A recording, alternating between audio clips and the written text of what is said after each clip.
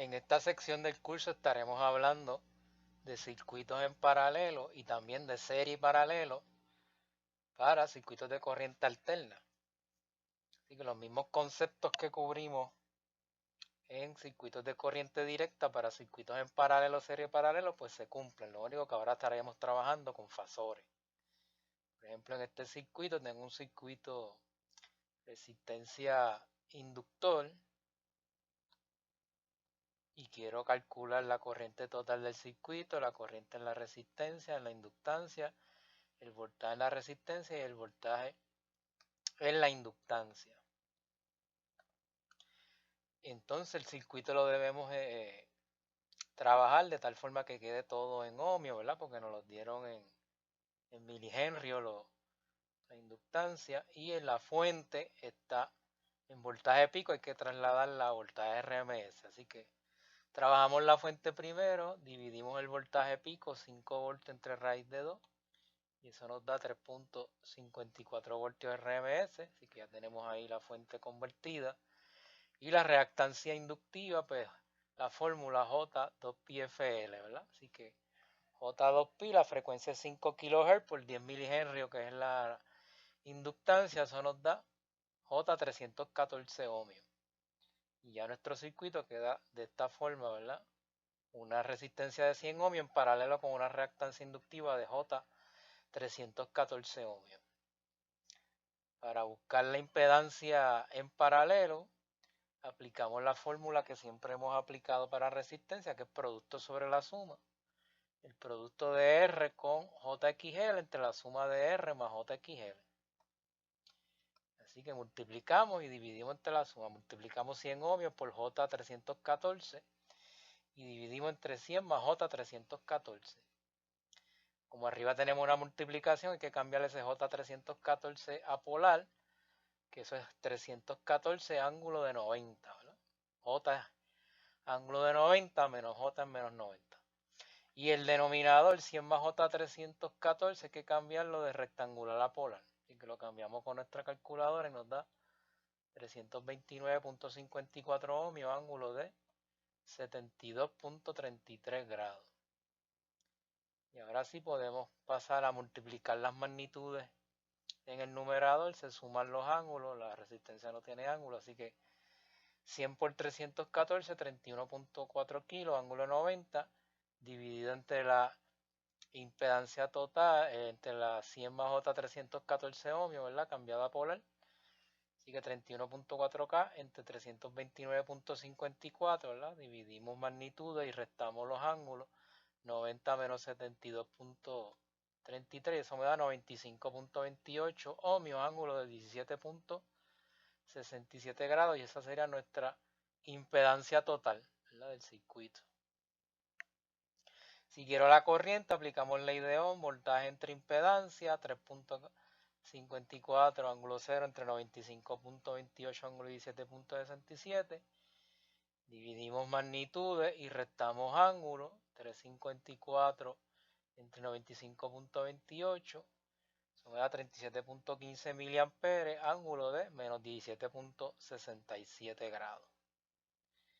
Si quiero la corriente en la resistencia, pues aplico la idea de un voltaje. Aquí se cumple lo mismo que en circuitos de corriente directa, el voltaje de la fuente, como está todo en paralelo, es el mismo que en la resistencia, es el mismo que en la reactancia inductiva. Así que 354 ángulo 0 entre 100 ohmios, 35.4 miliamperes, ángulo 0 grados.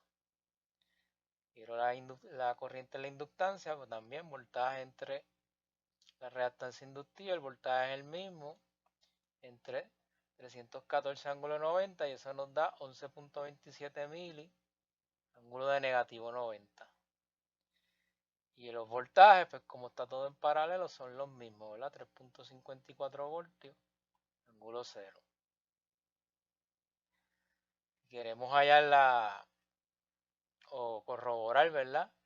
Que la corriente total es la suma de las corrientes individuales, pues se haría un KCL, ¿verdad? Ese KCL en el nodo superior me daría la suma de 35.4 mili ángulo 0, la IR más 11.27 ángulo menos 90, la YL, pero hay que recordar que eso hay que cambiarlo a rectangular para poder sumar.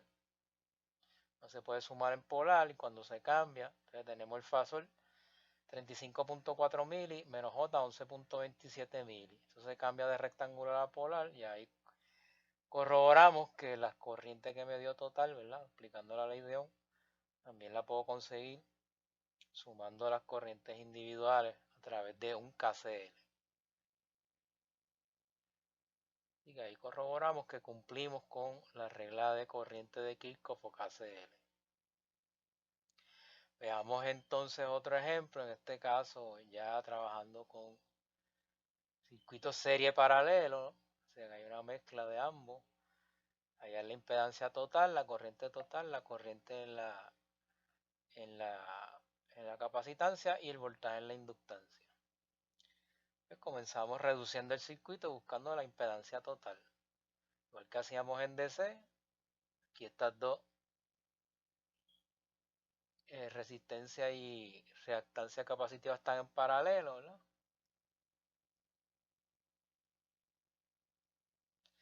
Calculamos una Z' con el producto sobre la suma, 2 ohmios por menos J8 entre 2 menos J8. Así que cambiamos el menos J8 a 8 ángulo menos 90, entre 2 menos J8 se cambia de rectangular a polar y nos da 8.25 ángulo de menos 75.96. Multiplicamos arriba magnitudes y sumamos ángulos, 16 ángulo de menos 90 entre 8.25 ángulo de menos 75.96 y eso nos da 1.94 ángulo de menos 14.04. Esa sería la Z', ¿verdad? Lo que sale de ese paralelo, que ahora yo lo coloco aquí en mi circuito equivalente en serie con la R y la XL. Pero como tengo un circuito serie, entonces esa 1.94, esa Z', tengo que cambiar la rectangular para poder sumar. Así que eso en rectangular es 1.88 menos J.47. Una vez yo tengo eso, ahora sí puedo sumar parte real con real. Imaginaria con imaginaria sería 3 ohmios más 1.88 y J6 menos J.47. Eso nos da 4.88 más J5.53, que si lo cambiamos a polar sería 7.37, ángulo de 48.57. Quiero la I total, pues divido el voltaje total, en este caso 30 ángulo 0, entre la Z total, 737 ángulo de 48, divido magnitud, restamos ángulo, y nos da 4.07 amperes, ángulo de menos 48.57 ohmios. Si quiero la IC, yo puedo calcularlo aplicando la regla de divisor de corriente, ¿verdad? Porque en el circuito tendríamos la corriente total entrando un paralelo, ¿verdad? Así que se cumple la regla de divisor de corriente, que la corriente que intereso es la corriente que entra por la impedancia que no me interesa, que sería la R2, entre la suma de las dos impedancias que estén en paralelo, que es R2 y la XC. Así que aplica la regla de divisor de corriente total por la que no me interesa, que es la R2, entre la suma de las dos que están en paralelo. Que tenemos todo y total es 407 ángulo de menos 48.57 por 2 ohmios entre 2 menos J8, que se cambia de rectangular a polar para poder dividir. Eso lo habíamos hecho en un paso anterior. Multiplicamos las magnitudes arriba, sumamos los ángulos, nos da 8.14 ángulo de menos 48.57 entre 8.25 ángulo de menos 75.96. Dividimos magnitudes, restamos ángulos, nos da 0.99 ángulo de 27.39 la corriente en el capacitor. Si quiero el voltaje en el inductor, que es lo que me estaban pidiendo, puedo aplicar la ley de Ohm. Y total por XL, 4.07 amperes por J6. Así que 4.07 ángulo de menos 48.57 por 6 ángulo de 90. Se multiplican las magnitudes, suman los ángulos y obtenemos 24.42 ángulo de 41.43. Si uno lo quiere hacer haciendo la regla de divisor de voltaje, pues lo puede hacer, ¿verdad? Porque tiene un circuito, ¿verdad? El circuito equivalente segundo que hicimos tiene tres componentes, ¿verdad? En serie. Sería este circuito, ¿verdad? Tres componentes en serie, así que aplicaría divisor de voltaje, la fuente por la impedancia que le interesa, que es la XL, entre la suma de todo, ¿verdad? Que sería la Z total. Así que uno lo puede hacer de dos formas. Por ley de Ohm o divisor de voltaje, si lo hace por divisor de voltaje, por la fuente, por la que le interesa, entre la Z total, sería 30 ángulo 0 por los J6 entre 737 ángulo de 48,57. Cambiamos el J6 a 6 ángulo 90, multiplicamos magnitudes y sumamos ángulo, nos da 180 ángulo 90, dividido entre 737 ángulo de 48,57. Es una división, se divide en magnitudes, se restan los ángulos. Me queda 24,42, ángulo de 41,43. Y ahí corroboramos, ¿verdad? Ya sea utilizando la regla de divisor de voltaje o por la idea, aunque va a dar el mismo valor. Así que con esto terminamos estos problemas de ejemplo de circuitos en paralelo y serie paralelo.